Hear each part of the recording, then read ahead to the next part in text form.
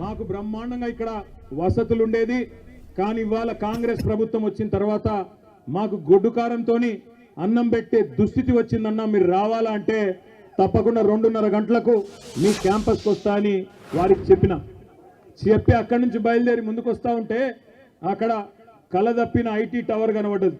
మరి అందులో వెంకటరెడ్డి వచ్చినాక ఎవరన్నా ఉన్నారో లేకపోతే తాగుబోతులు అడ్డా అయిందో నాకు తెలియదు, కానీ మొత్తానికైతే కలదప్పింది ఐటీ టవర్.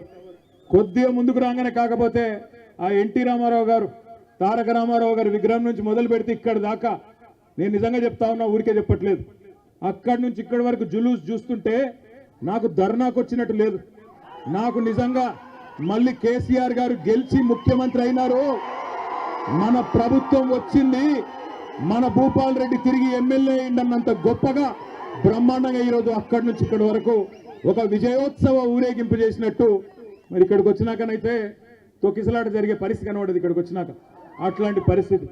అందుకే నేను అంటా ఉన్నా, ప్రపంచంలో ఏ శక్తి కూడా ప్రజాశక్తి కంటే గొప్పది కానే కాదు.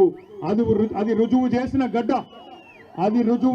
గడ్డ ఈ పోరాటాల గడ్డ నల్లగొండ అనే మాట నన్ను గుర్తు చేస్తా ఉన్నా.